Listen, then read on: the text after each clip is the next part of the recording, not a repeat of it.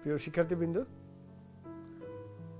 তোমাদের সামনে আবারও নানা প্রতিকূলতা পেরিয়ে আজকে হাজির হতে পেরেছি।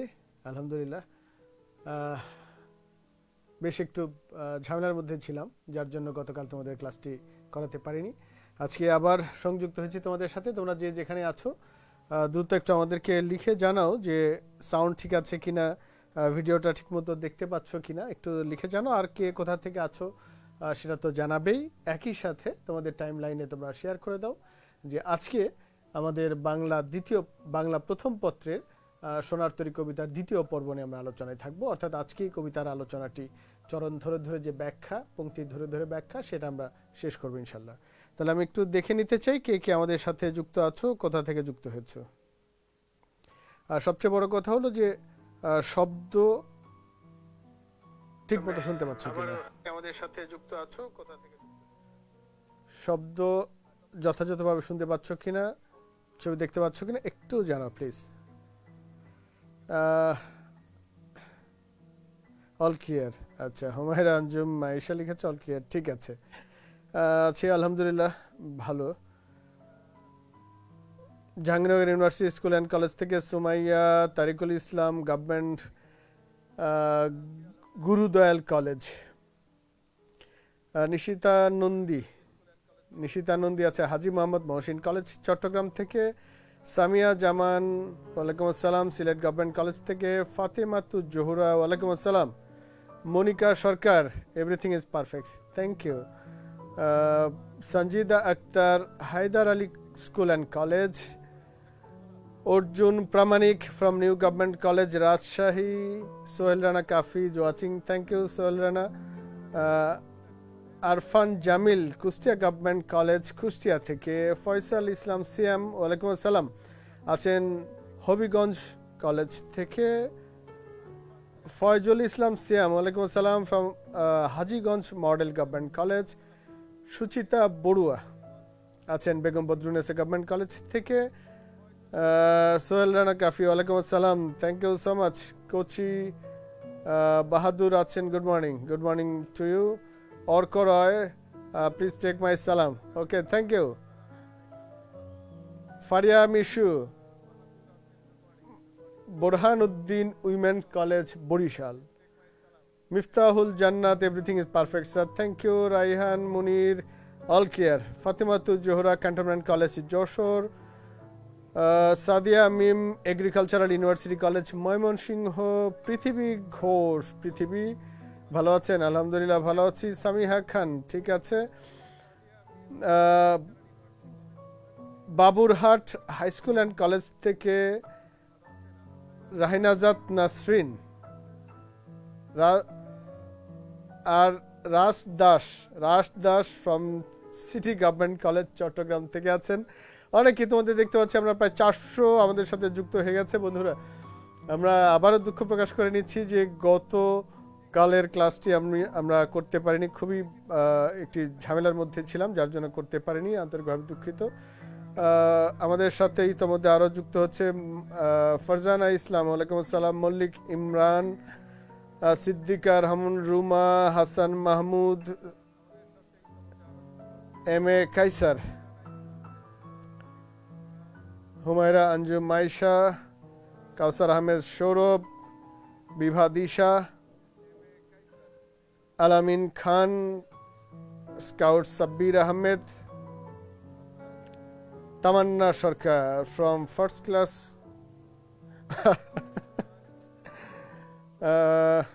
রাসেল মোল্লা ওকে। বন্ধুরা, ও বললাম যে এই প্রায় 450 যুক্ত হয়ে গেছেন আমাদের সাথে।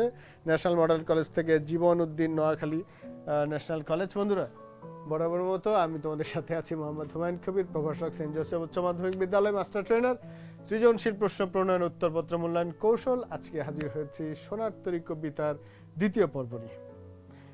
প্রথম পর্বে আমরা কবিতার আবৃত্তিটি শুনেছিলাম, তারপরে প্রথম পর্বে আমরা এই কবিতার যিনি রচয়িতা বিশ্বকবি রবীন্দ্রনাথ ঠাকুর, তার এই সোনার তরী কাব্যগ্রন্থ উৎসর্গপত্রে কি লিখেছিলেন সেটা আমরা দেখেছি। আজকে আমরা এটার চরণ ধরে ধরে ব্যাখ্যায় যাব। তবে যাওয়ার আগে, যেহেতু মাঝখানে অনেকটা দিন পেরিয়ে গেছে, আরেকবার একটু আমরা কবিতার আবৃত্তিটি শুনে নেই। খুব দ্রুত একটু মনোযোগ দিয়ে শুনে নাও, একটু ভিজুয়ালাইজ করার চেষ্টা করো, তারপরে আমরা চরণ ধরে ধরে ব্যাখ্যায় যাচ্ছি। আবারও যাচ্ছি আমরা আমাদের সোনার তরী কবিতার আবৃত্তিতে।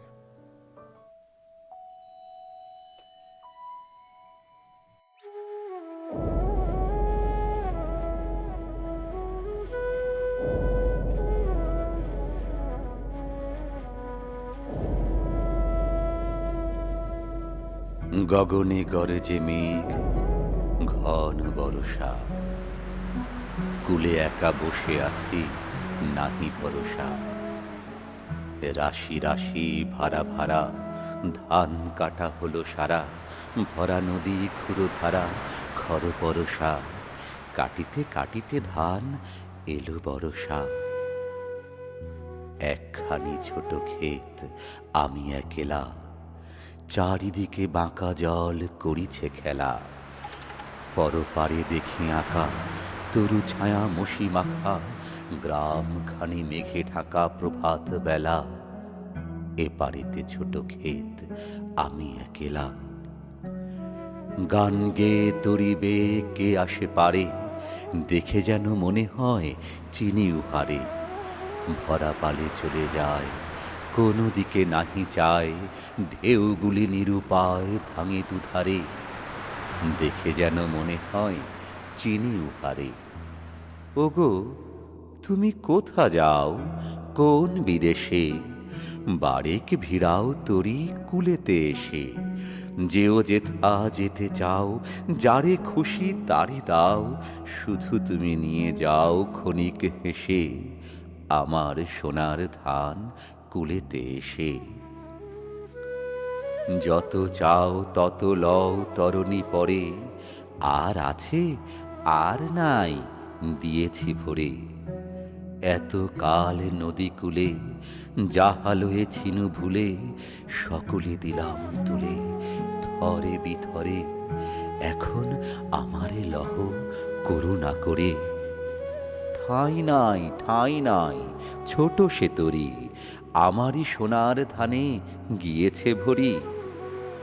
শ্রাবণ গগন ঘিরে, ঘন মেঘ ঘুরে ফিরে, শূন্য নদীর তীরে রহিম পড়ে। যাহা ছিল নিয়ে গেল সোনার তরী।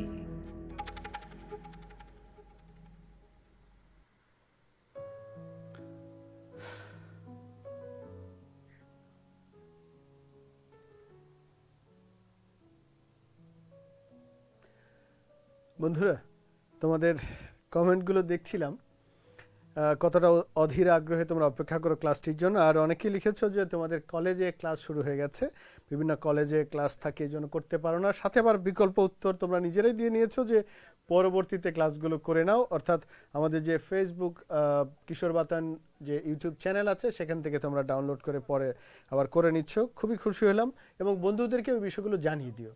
যারা ধরো এই শিডিউল টাইমে লাইভ ক্লাসে অংশ নিতে পারছে না, তারা যেন পরবর্তীতে ইউটিউব চ্যানেল থেকে এই ক্লাসগুলো দেখে নেয়, তাহলে কিছুটা হয়তো কাজে আসবে। আর কলেজের ক্লাসগুলো তোমরা নিয়মিত করো, ফলে দেখবে যে সময়ের কাজ সময় শেষ করে রাখলে পরবর্তীতে আর কোনো ঝামেলা হবে না। আর বন্ধুরা অনেকে জানতে চেয়েছে আবৃত্তিটা কার, অসাধারণ ভালো লেগেছে। ঠিক আমার পরের ক্লাসটি যিনি নেবেন তার পরের ক্লাসটা করো, তাহলেই বুঝবেন যে কার আবৃত্তি এটা। নাম বলছি না, অনেকবার বলেছি, এবং সেই অসাধারণ আবৃত্তি যার কণ্ঠ থেকে আসে, তিনি তোমাদের ম্যাথের টিচার। ঠিক আমার পরের পিরিয়ডটাই তিনি আজকে নেবেন। তো বন্ধুরা, আমরা চলে যাচ্ছি একেবারে কবিতার চরণ ধরে ধরে ব্যাখ্যায়। ঠিক আছে, হাতে একটু কাগজ কলম নিয়ে বসো, আর বইটার সাথে থাকলে পেন্সিলটা নিয়েও বসতে পারো, বইয়ের মধ্যে একটু দাগিয়ে নিলেও হবে। অর্থাৎ আমাদের যেহেতু এখন সৃজনশীল প্রশ্ন পদ্ধতি, ফলে প্রতিটি চরণের ব্যাখ্যা, কবি কী অর্থে ব্যবহার করেছেন চরণটি, এগুলো একটু জানা দরকার। কারণ অনুধাবনমূলক প্রশ্ন থেকে শুরু করে প্রয়োগমূলক, উচ্চতর দক্ষতামূলক, এই সবগুলো জায়গাতেই আমাদের এই পংক্তিগুলোর ব্যাখ্যা বা তাৎপর্য, প্রতীকী অর্থ, এগুলো একটু জানা দরকার। তো কবিতার আবৃত্তিটা আমরা শুনলাম। এই পাঠ শেষে আমরা আসলে কি জানতে পারবো, এটা আমরা গত ক্লাসে জানিয়ে দিয়েছিলাম। সেটা হলো যে বয়সের মধ্য দিয়ে নয়, মানুষ বেঁচে থাকে তার কর্মের মধ্য দিয়ে। অর্থাৎ যে অনন্ত মহাকাল, সেই মহাকাল আমাদের কর্মটিকেই টিকিয়ে রাখে, এই ব্যক্তি মানুষটিকে নয়। অর্থাৎ আমরা শরীরের দিক থেকে, দৈহিক দিক থেকে এই পৃথিবীতে অমর হতে পারি না, অমর হয়ে থাকি আমাদের মহৎ কর্মের মধ্য দিয়ে। অর্থাৎ আমার কাজগুলোকেই এই অনন্তকাল টিকিয়ে রাখে। চরণ ধরে ধরে যে ব্যাখ্যায় যাব বলছিলাম, একটু খেয়াল করো, এখানে 6-7টি চরণ আছে। গগনে গরজে মেঘ ঘন বরষা, কুলে একা বসে আছি নাহি ভরসা, রাশি রাশি ভাড়া ভাড়া ধান কাটা হলো সারা, ভরা নদী খুঁড়ো ধারা খর পরশা, কাটিতে কাটিতে ধান এলো বরষা। বন্ধুরা, এই কবিতার চরণের প্রতিটা চরণের ব্যাখ্যায় যাবার আগে তোমাকে একটি দৃশ্যকল্প একটু কল্পনা করে নিতে বলবো। একটা সিনারিও তুমি একটু কল্পনা করো। যারা বিশেষ করে নদী দেখেছো, গ্রামে গেছো, তারা একটু কল্পনা করো যে প্রমত্তা একটা পদ্মা নদী, ধরো বিস্তীর্ণ একটা নদী, নদীতে স্রোত বয়ে চলছে, ঠিক মাঝখানে ছোট্ট একটা দ্বীপ, একটা চর। পদ্মা নদীর মাঝখানে আমরা দেখি অনেক চর পড়ে থাকে, উঁচু জায়গা। একটু ইমাজিন করো যে খরস্রোতা নদী বয়ে চলছে, পদ্মা নদী, ঠিক মাঝখানে ছোট্ট একটা দ্বীপের মতো একটা চর, ধরো ওটা একটা ধান ক্ষেত। সেই ধান ক্ষেতে একজন কৃষক ধান কাটছেন। তাহলে কি পেলাম? খরস্রোতা নদীর জল কলকল ছলছল রবে বয়ে চলছে, ঠিক তার নদীর মাঝখানে ছোট্ট একটা দ্বীপের মতো একটু উঁচু জায়গা, একটা ধান ক্ষেত, সেখানে ধান কাটছেন একজন কৃষক। অনেক পরিশ্রম করে শীত গ্রীষ্ম বর্ষা সেই দ্বীপের মধ্যে থেকে তিনি সোনার ধান ফলিয়েছেন, প্রচুর ধান ফলিয়েছেন, রাশি রাশি ভাড়া ভাড়া অনেক ধান ফলিয়েছেন। ধানগুলো কেটে নিয়ে বসে আছেন, কখন নৌকা আসবে, তার গন্তব্যে যাবেন বা ওপারেতে যাবেন, অপেক্ষায় আছেন। নৌকা আসছে না, চারদিকে বাঁকা জল, অর্থাৎ নদীর স্রোত গর্জন করছে, যে কোনো সময় দ্বীপটা ডুবে যেতে পারে, তার ভয় আতঙ্ক। সেই ফসলগুলো শুদ্ধ, তিনি হয়তো ডুবে যাবেন।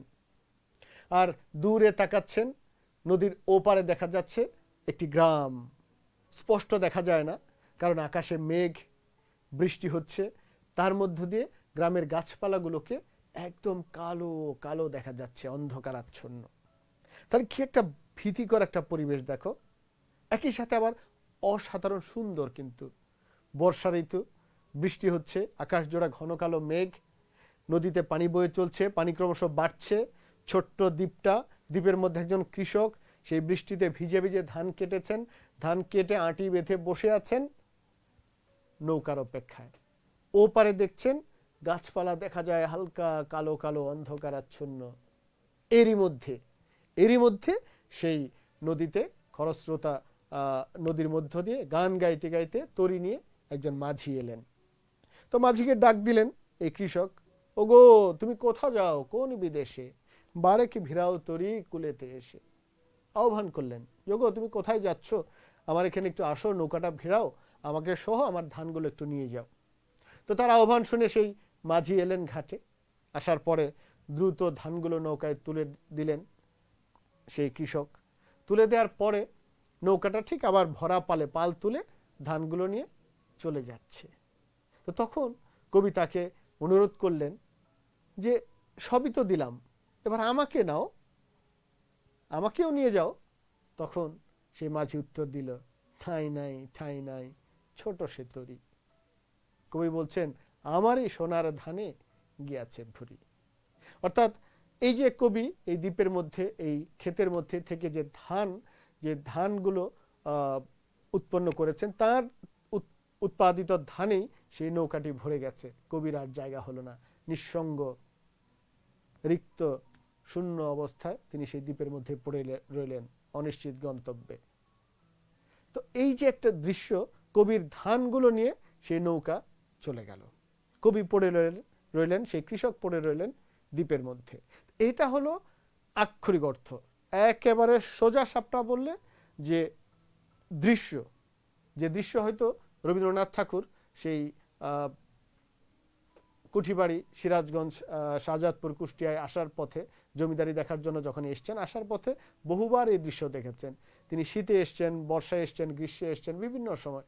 আসার সময় বিশেষ করে বর্ষা ঋতুর এই দৃশ্য কিন্তু তিনি নিজের চোখে বহুবার দেখেছেন। কিরকম? যে বৃষ্টি হচ্ছে, বর্ষাকাল, শ্রাবণ মাস, প্রচুর বৃষ্টি, সেই বৃষ্টিতে নদীর পানি ক্রমশ বাড়ছে, ধান ক্ষেতগুলো ডুবু ডুবু হয়ে যাচ্ছে, কৃষক তাড়াতাড়ি সেই আধ পাকা ধানই কেটে নিয়ে নৌকায় বোঝাই করে বাড়িতে নিয়ে যাচ্ছেন। এই দৃশ্য কিন্তু বাস্তব দেখা কবির। তোমরা একটু বোঝো, কবি জমিদারি দেখভালের জন্য যখন কলকাতা থেকে এই বাংলাদেশে আমাদের এখানে শিলাইদহে আসতেন, সিরাজগঞ্জে আসতেন, সেই পদ্মা নদী দিয়ে বোটে করে বজরায় করে আসার পথে এই দৃশ্য কিন্তু বহুবার তিনি দেখেছেন। তিনি শীতে এসছেন, গ্রীষ্মে এসছেন, বর্ষায় এসছেন, বিশেষ করে বর্ষাকালে সেই শ্রাবণ মাসে এই যে যে দৃশ্যটি এখানে তিনি উল্লেখ করেছেন, সেই দৃশ্য কিন্তু তার চেনা জানা, তার দেখা, তিনি নিজের চোখে অবলোকন করেছেন এই দৃশ্যটা। পানি বাড়ছে, কৃষকের কি চিন্তা, ধান কেটে কেটে তাড়াতাড়ি কাঁচা পাকা ধান বাড়িতে নিয়ে যাচ্ছেন, হয়তো দেরি করলে আবার পানি বেড়ে যাবে, ধানগুলো ডুবে যাবে পানির নিচে। এই দৃশ্য তার দেখা। এখান থেকে এই দৃশ্যটাকে বেস করে, এই দৃশ্যটাকে ধারণ করে তিনি অসাধারণ প্রতীকী তাৎপর্যে একটি কবিতা রচনা করলেন। এই যে এখানে যে কৃষক দেখতে পাচ্ছি, যে ধান কেটে ধান বোঝাই করে ধান নিয়ে বসেছিল, নৌকায় এসে তার ধানগুলো নিয়ে গেল, এই কৃষক কবি স্বয়ং। এই কৃষক শিল্পস্রষ্টা। শিল্পস্রষ্টা এখানে কবি হতে পারে, সে শিল্পী হতে পারে, রাজনীতিবিদ হতে পারেন, অর্থনীতিবিদ, শিল্পের স্রষ্টা, যে কোনো শিল্পের স্রষ্টাই এখানে সেই কৃষক। অর্থাৎ শিল্পী সেই শিল্পস্রষ্টা তার শ্রম দিয়ে, মেধা দিয়ে, সাধনা দিয়ে, যোগ্যতা দিয়ে শিল্প তৈরি করেন। আর মহাকাল সেই শিল্পকর্মটিকেই রেখে দেয়, সেই সোনার ধানরূপী যে শিল্পকর্ম সেটাকেই রেখে দেয়, তার কর্মটাকেই মহাকাল রেখে দেয়। ব্যক্তি শিল্পীটাকে, ব্যক্তি কৃষকটিকে কখনোই মহাকাল ধরে রাখে না। কালের অতল গহ্বরে সে হারিয়ে যায়, অনন্তকালে নিচে চাপা পড়ে যায় সেই ব্যক্তি মানুষটি। টিকে থাকে তার সেই কর্মটি, অর্থাৎ সেই অসাধারণ চিরন্তন যে দর্শন, সেই দর্শনটি কবি তার ব্যক্তি জীবনের যে দর্শন, সেই দর্শনটি এখানে তুলে ধরেছেন। যে ব্যক্তি রবীন্দ্রনাথ ঠাকুর একদিনে হারিয়ে যাবেন, হারিয়ে গেছেন, কিন্তু টিকে আছে তার শিল্পকর্ম, মহাকাল ধরে রেখেছে তার শিল্পকর্ম, তার সাহিত্য, সেগুলো টিকে আছে। তো এই কবিতার তাহলে আমরা দুই ধারায়, সবচেয়ে বড় কথা হলো এর আগের ক্লাসেও বলেছিলাম যে বাংলা সাহিত্যের সম্ভবত এটি একমাত্র কবিতা যেটি নিয়ে রচনার পর থেকে এখন পর্যন্ত সবচেয়ে বেশি আলোচনা, সমালোচনা, পর্যালোচনা হয়েছে এবং হচ্ছে।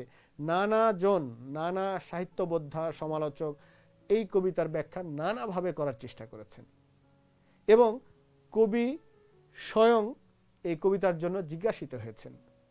এই কবিতার তাৎপর্যের জন্য কবিকে জিজ্ঞাসাও করা হয়েছে যে কবি এখানে কি বোঝাতে চেয়েছেন। কবি বিরক্ত হয়েছিলেন, কারণ কবির তো দায় এটা না, কবিতা কোন পার্সপেক্টিভে লিখলেন, কি অর্থ, এটা বলার দায়িত্ব কবির না। আমরা গত ক্লাসে এটা দেখিয়েছি যে গাছ, কবি ব্যাখ্যা দিয়েছিলেন রবীন্দ্রনাথ ঠাকুর যে তিনি গাছ, গাছের ডাল কোন দিকে গেল এটা নির্ভর করে আলো বাতাসের উপরে, মাটি, আলো বাতাস এসবের উপরে। তো গাছকে যদি জিজ্ঞেস করা হয় তোমার ডাল এদিকে কেন, ওদিকে কেন, গাছের জবাব দেওয়ার কথা না।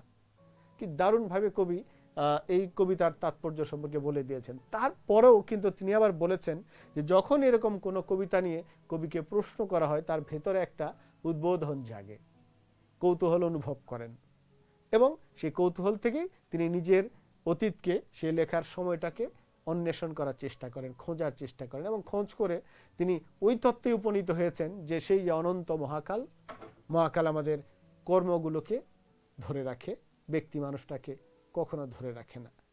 সেই যে Einstein, Newton, Galileo, Copernicus, Aristotle, Plato, Socrates, বিভিন্ন ক্ষেত্রে যত সাহিত্যিক বলো, দার্শনিক, বিজ্ঞানী, রাজনীতিবিদ, অর্থনীতিবিদ, যত সেক্টরে, যত শাখায় যত শিল্পস্রষ্টা আছেন প্রত্যেকেই কিন্তু হয়তো চলে গেছেন মহৎ কিছু রেখে, তাদের সেই মহৎ কর্মটাই মহাকাল ধরে রেখেছে, ব্যক্তি মানুষটি কিন্তু হারিয়ে গেছে।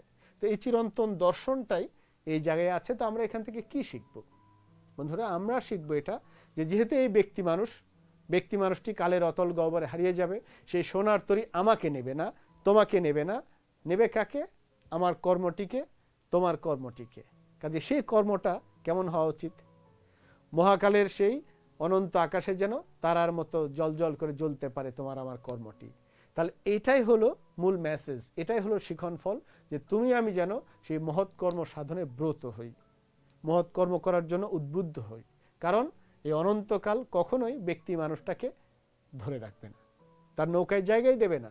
সেই সোনার তরীতে আমি তুমি জায়গা পাবো না, জায়গা পাবে কে?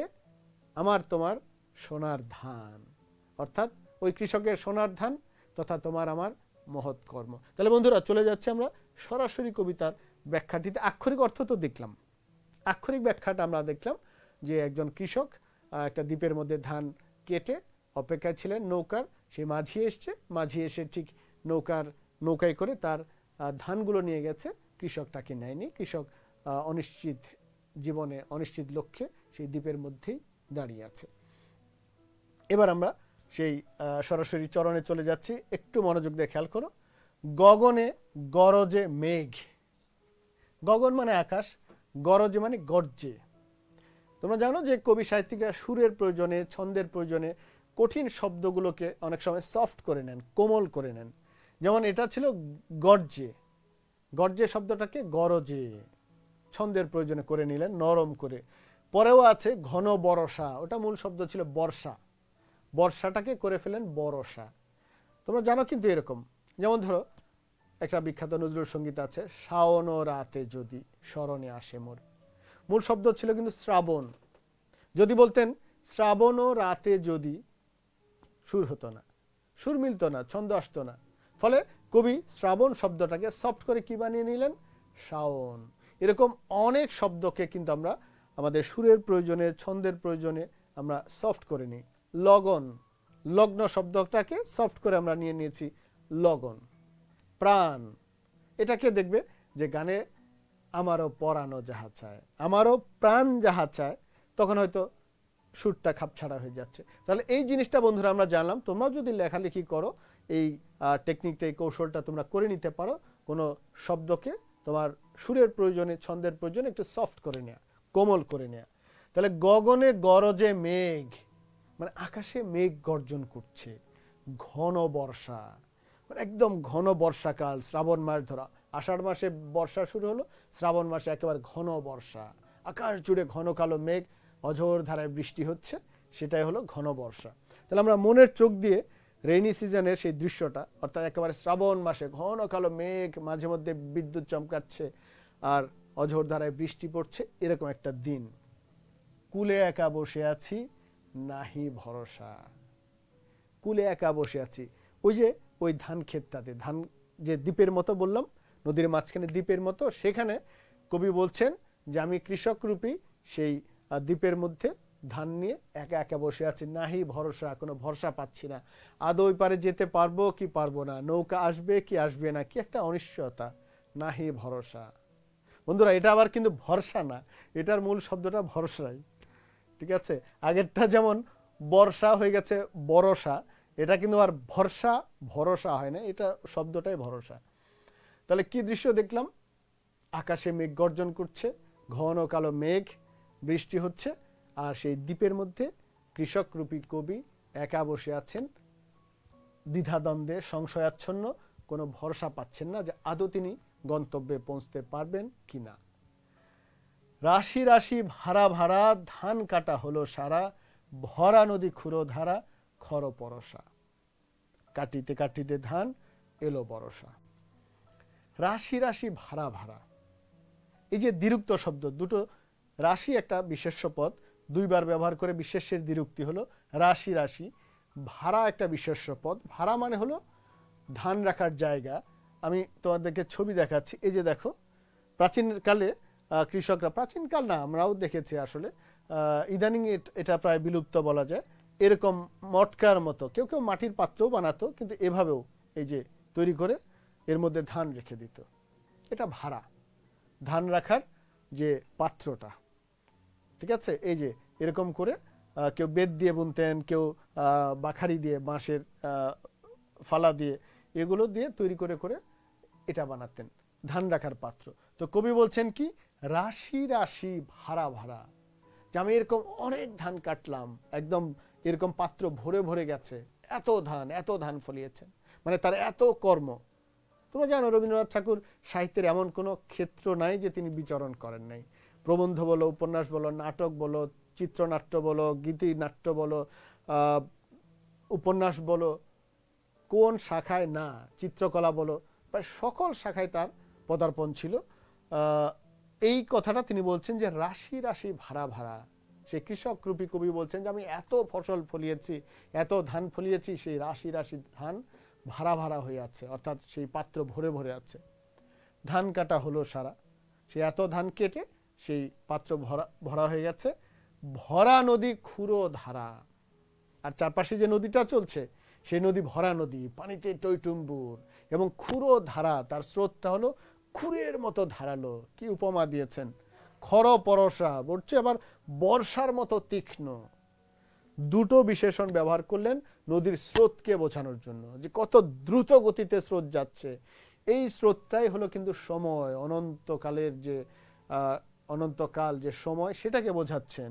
সেই নদীর খুঁড়ো ধারা, খর পরশা, তীক্ষ্ণ, খুরের মতো ধারালো স্রোত। আমরা খুরের ছবি দেখিয়েছি, যে দেখো সেলুনে গেলে দেখবে যে ছেলেরা যারা ক্ষৌরকর্ম বলে, মানে এটাকে শেভ করা, এই যে এটা হলো প্রচন্ড ধারালো, একেবারে এত ধারালো থাকে মাথাটা, এটা হলো খুর।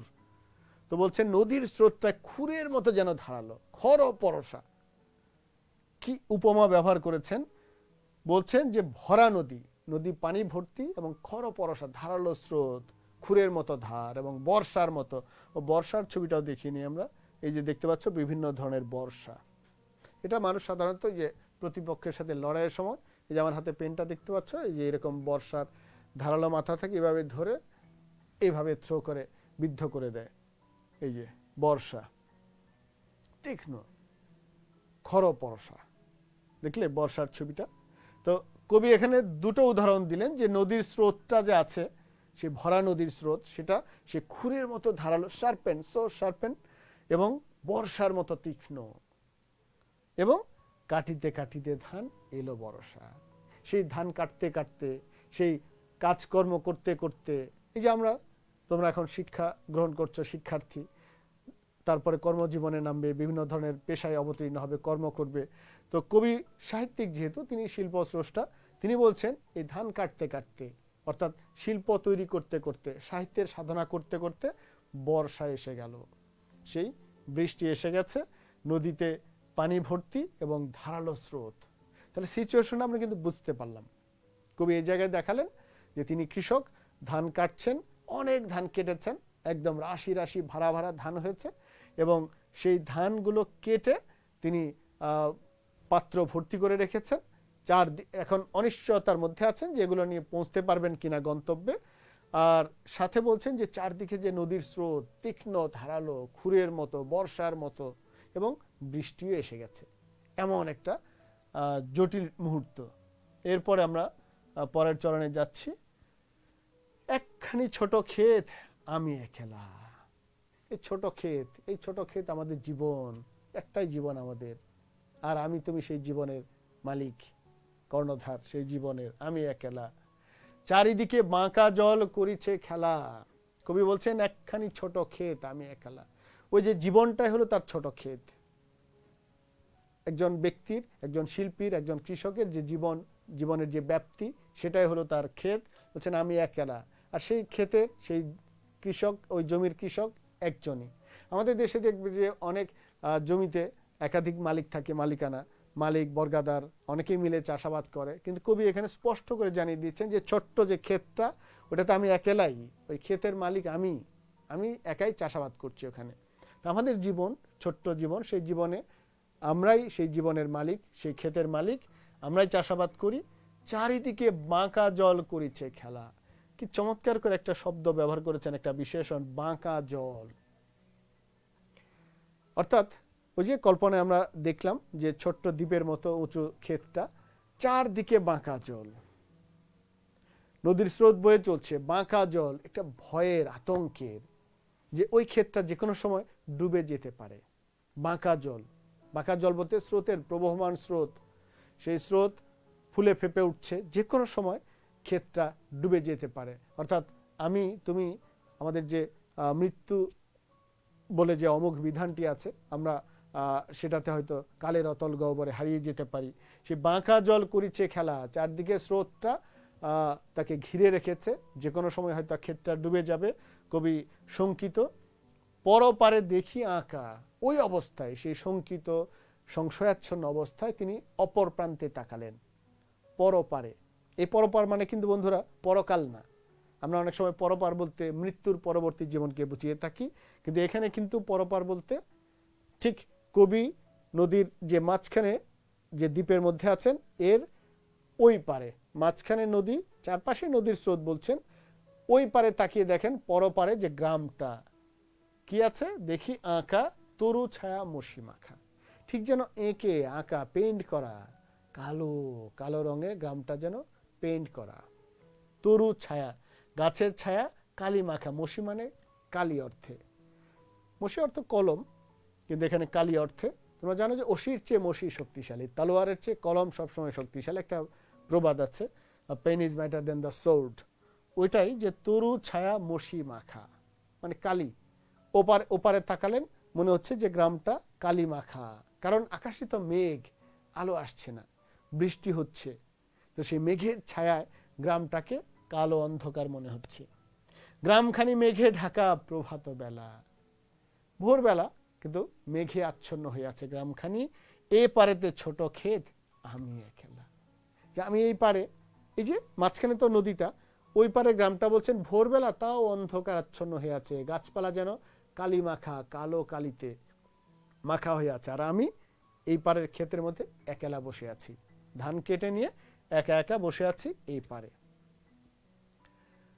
এই যে এই ছবিটা একটু দেখাতে চাচ্ছি, ধরো এই যে ঢেউ, নদী, এই মাঝখানেরটাকে মনে করো যে সেই দ্বীপ, ঠিক আছে? এই যে নদী, নদীর স্রোত, বাঁকা জল চারদিকে খেলা করছে, ঠিক তার এই পারে, এর বাইরে যে পাড়টা, এই পারে হলো সেই গ্রাম। কবি দেখতে পাচ্ছেন কালো ছায়া হয়ে আছে সেই গ্রামের গাছপালাগুলো। এরই মধ্যে দেখলেন গান গেয়ে তরিবে কে আসে পারে, দেখে যেন মনে হয় চিনি হারে। তো একটু ভাবো, একটু চিন্তা করো, পরিবেশটা কিন্তু বেশ মানে ভয়ঙ্কর, কারণ বৃষ্টি হচ্ছে, নদীর পানি বেড়ে যাচ্ছে, বাঁকা জল চারদিকে খেলা করছে, সেই দ্বীপটাকে হয়তো গ্রাস করবে মনে হচ্ছে। কবি অনিশ্চিত যে পার হতে পারবেন কিনা, একলা বসে আছেন, ভরসা পাচ্ছেন না। ওই পারে গ্রামগুলোর দিকে তাকাচ্ছেন, সেখানেও গ্রামগুলো লোকজন দেখা যাচ্ছে না, গাছপালাগুলোকে কালো রঙে আচ্ছন্ন দেখা যাচ্ছে, আকাশে মেঘ ভর্তি, এই একটা, এবং স্রোত, ধারালো স্রোত। এই পরিস্থিতিতেও একজন মাঝি নৌকা নিয়ে এলো, সে গান গাইতে গাইতে। ওই পরিবেশটা কি গান গাওয়ার ছিল? গান গাইতে গাইতে এসছে। কেন? কারণ সেই মাঝি কাউকেই পরোয়া করে না, কাউকেই তোয়াক্কা করে না, সে হোক রাজা মহারাজ অথবা একজন দীন দরিদ্র ভিখারি, কাউকেই পরোয়া করে না। সেই যে অমোঘ অনন্ত মহাকাল, তার কাছে সবাই সমান।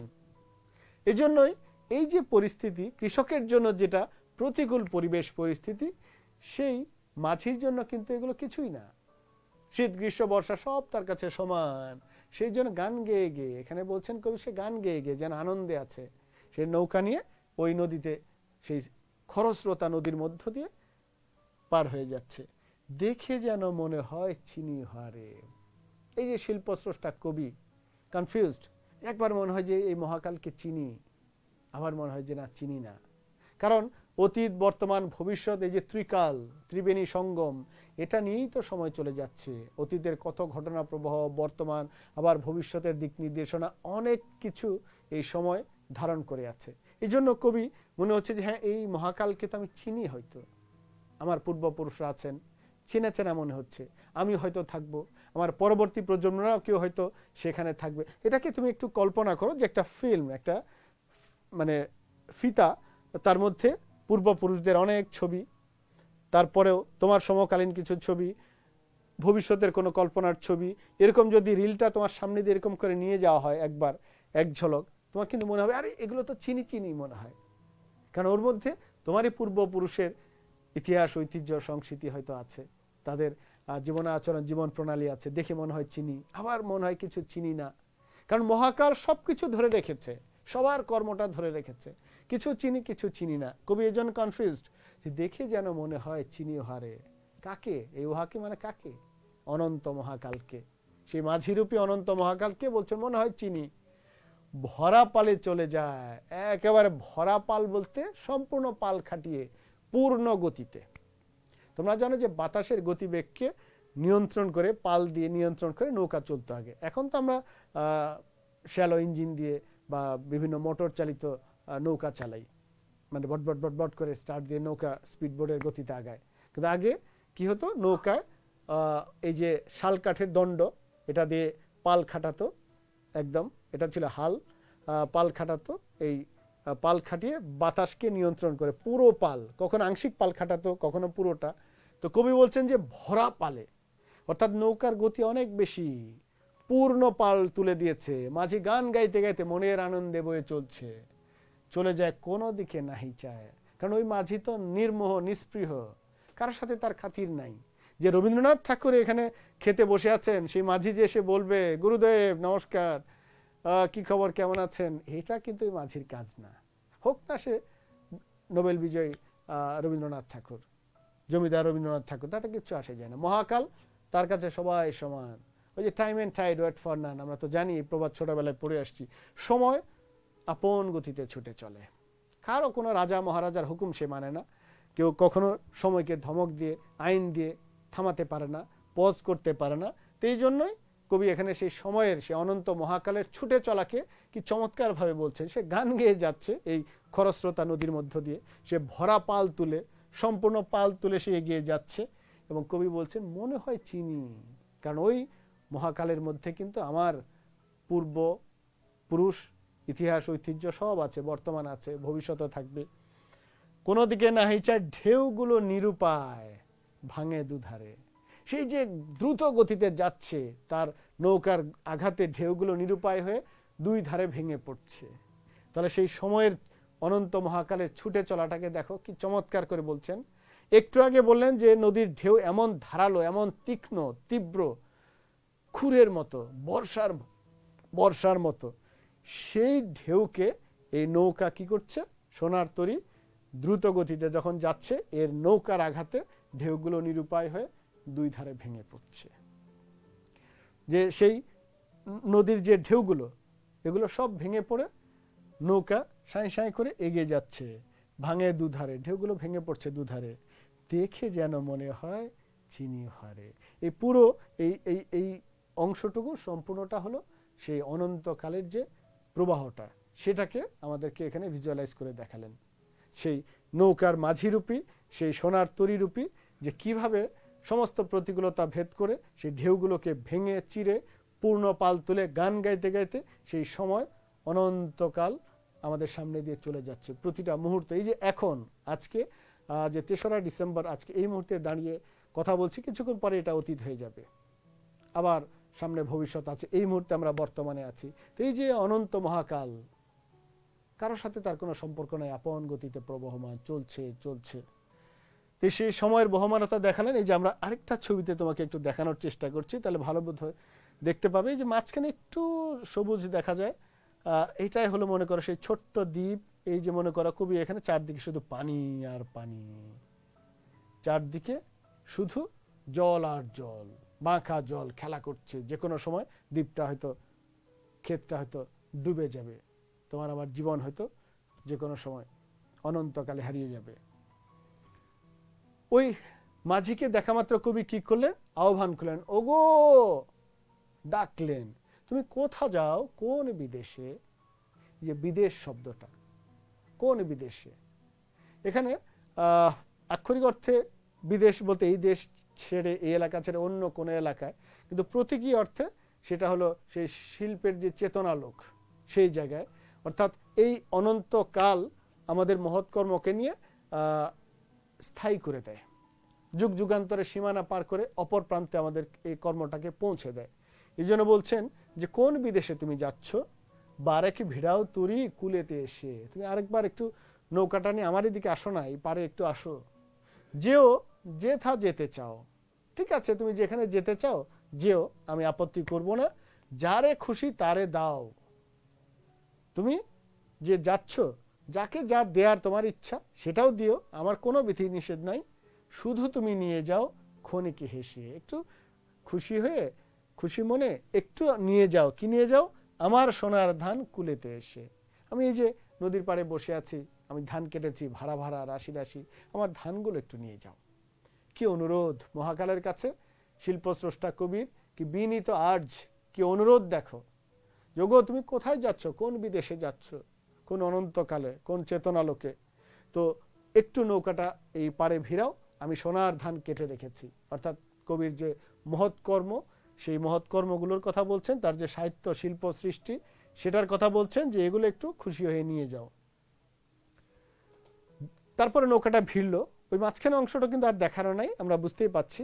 কবি যখন আহ্বান করলেন, ওগো, কি একটা আদরের আহ্বান, সেটা শুনে মাঝিটা ভিড়ল কুলে, নদীর কুলে এসে ভিড়ার পরে এখন কবি ধানগুলো তুলে দেবেন। কি বলছেন?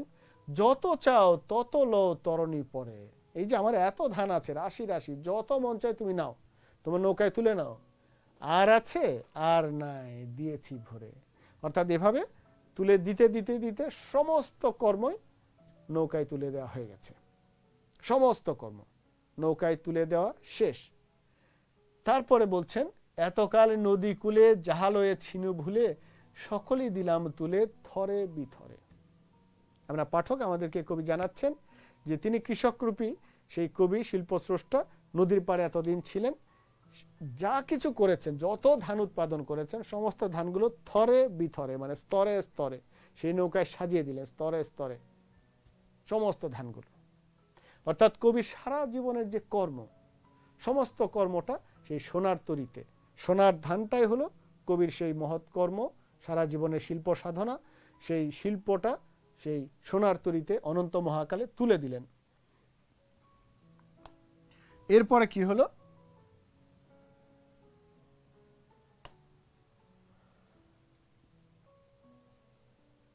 সকলই দিলাম তুলে থরে বিথরে, এখন আমারে লহ করুণা করে। আবারও সেই মাঝির কাছে দ্বিতীয়বার মিনতি করলেন যে আমার যা ছিল, এত বছর ধরে যা কিছু অর্জন করেছি, সঞ্চয় করেছি, সবকিছু তুলে দিলাম তোমার সেই সোনার তরীতে, এখন আমারে লহ করুণা করে। কবি বলছেন যে দয়া করে তুমি এখন আমাকে নৌকায় তুলে নাও, আমার ধানগুলো তুমি নিয়েছো, এখন আমাকে তুমি তুলে নাও। মাঝি কি উত্তর দিচ্ছে? ঠাঁই নাই ঠাঁই নাই ছোট সে তরি, যার জায়গা নাই, আমার ছোট্ট নৌকা।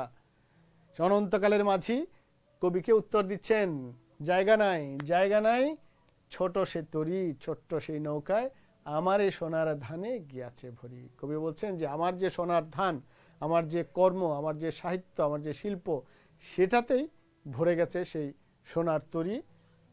শ্রাবণ গগন ঘিরে ঘন মেঘ ঘুরে ফিরে, শূন্য নদীর তীরে রহিন পড়ি। এই যে আমার এই সোনার ধানে গিয়েছে ভরি, এরপরে কিন্তু সেই মাঝি নৌকা নিয়ে চলে গেল। ওই দৃশ্যটা দেখাননি, আমরা বুঝতে পারছি। মাঝিকে আহ্বান করলেন অনন্তকাল, মহাকালের সেই মাঝিকে, কবির সমস্ত ধান, সোনার ধান সেটাতে তুলে দিলেন।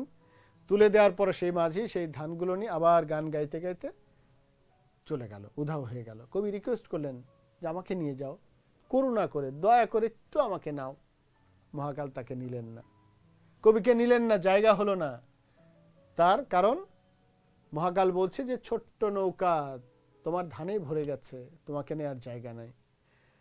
তারপরের দৃশ্যটা দেখো কি বেদনাদায়ক। শ্রাবণ গগন ঘিরে ঘন মেঘ ঘুরে ফিরে। শ্রাবণ মাসের আকাশ, আকাশ জুড়ে ঘন কালো মেঘ গর্জন করছে, ঘুরে ফিরে শূন্য নদীর তীরে, এখন তো ধানও নেই, শূন্য নদীর তীরে রহিনু পড়ে। তিনি সেই মৃত্যুর অপেক্ষায়, মৃত্যুর প্রতীক্ষায়, যে চিরন্তন সত্য, সেই অনিশ্চিত গন্তব্যের জন্য তিনি একা একা পড়ে রইলেন। যাহা ছিল নিয়ে গেল সোনার তরী। অর্থাৎ সেই মহাকাল কবির মহৎ কর্মগুলোকে, তার শিল্পকে ধারণ করলো, লালন করলো, নিয়ে গেল, কবিকে নিল না। এই যে চরম সত্যিটা, চরম যে দর্শনটি আমাদের জীবনের, এই পৃথিবীর, সেই দর্শনটি এই কবিতার মধ্য দিয়ে তিনি দেখিয়ে দিলেন যে আমরা ব্যক্তি মানুষ সেই অনন্ত মহাকালে ঠাঁই পাই না, ঠাঁই পায় আমাদের সেই সোনার ধান রূপী সোনার তরীতে, সেই মহাকালে আশ্রয় পায়, জায়গা পায় সোনার ধানরূপী আমাদেরই কর্ম। অর্থাৎ ব্যক্তি মানুষটাকে সে মহাকাল চেনে না, চেনে তার কাজগুলোকে। এই হলো কবিতার মূল মেসেজ। এবার তোমাদেরকে একটু দেখাতে চাই যে সময় একদম প্রায় শেষ। কবি নিজে তার এক সাক্ষাৎকারে কি বলেছিলেন এই কবিতাটার সম্পর্কে। মহাকাল প্রবাহিত হইয়া চলিয়া যাইতেছে, মানুষ তাহার কাছে নিজের সমস্ত কৃত কর্ম কীর্তি সমর্পণ করিতেছে, এবং মহাকাল সেই সমস্তই গ্রহণ করিয়া এক কাল হইতে অন্য কালে, এক দেশ হইতে অন্য দেশে বহন করিয়া লইয়া যাইতেছে, সেইগুলোকে রক্ষা করিতেছে। সরি, কবি এক সাক্ষাৎকারে এই দর্শনটি বলছেন যে মহাকাল প্রবাহিত এক কাল থেকে আরেক কালে, এক দেশ থেকে আরেক দেশে মানুষের কৃতকর্মগুলোকে নিয়ে যাচ্ছে এবং সবই গ্রহণ করছে, এক দেশ থেকে আরেক দেশে বহন করে নিয়ে যাচ্ছে, সেগুলোকে রক্ষাও করছে। কিন্তু যখন মানুষ মহাকালকে অনুরোধ করিল যে এখন আমারে লহ করুণা করে, তখন মানুষ নিজেই দেখিল যে ঠাঁই নাই ছোট সে তরি, আমারই সোনার ধানে গিয়াছে ভরি। মানুষ যখন ওই মহাকালে স্থায়ী হতে চাইল, মহাকালে জায়গা পেতে চাইল, সোনার তরিরূপী সে মহাকাল সেই মাঝে জানিয়ে দিল ঠাঁই নাই। এরপরে কবি বলছেন মহাকাল মানুষের কর্মকীর্তি বহন করিয়া লইয়া যায়, রক্ষা করে, কিন্তু স্বয়ং কীর্তিমান মানুষকে সে রক্ষা করিতে চায় না। হোমার, বাল্মীকি, ব্যাস, কালিদাস, শেক্সপিয়র, নেপোলিয়ন, আলেকজান্ডার, প্রতাপ সিংহ প্রভৃতির কীর্তি কথা মহাকাল বহন করিয়া লইয়া চলিতেছে, কিন্তু সেই সব কীর্তিমানদের রক্ষা করে নাই যিনি প্রথম অগ্নি আবিষ্কার করিয়াছিলেন, বস্ত্র বয়নের তাঁত ইত্যাদি আবিষ্কার করিয়াছিলেন। তাহাদের ইতিহাস রক্ষা করে নাই, কিন্তু তাহাদের কীর্তি মানব সভ্যতার ইতিহাসে অমর হইয়া আছে। দেখলে কতগুলো উদাহরণ দিলেন, শেক্সপিয়ার, হোমার, ব্যাসদেব, রামায়ণ, যারা আগুন উৎপাদন করেছেন, প্রথম পাথরে পাথরে ঘষে আগুন উৎপাদন করেছেন, সেই তাদের ব্যক্তিরা স্থান পায় নাই, তাদের কীর্তিগুলো রয়ে গেছে।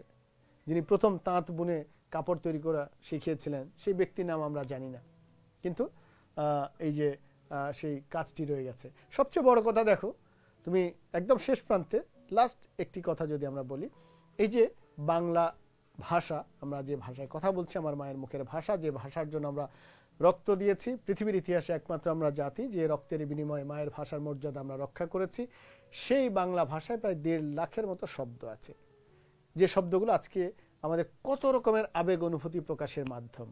সুখের কথা, দুঃখের কথা, আবেগ অনুভূতি, কত বিচিত্র ভাব প্রকাশ করি সেই শব্দগুলো দিয়ে। কিন্তু কে কোন শব্দটি তৈরি করেছেন আমরা কি জানি? বলতো, কোন শব্দটি কার আবিষ্কার করা, কার তৈরি করা আমরা জানি না, কিন্তু শব্দগুলো আমরা পাচ্ছি।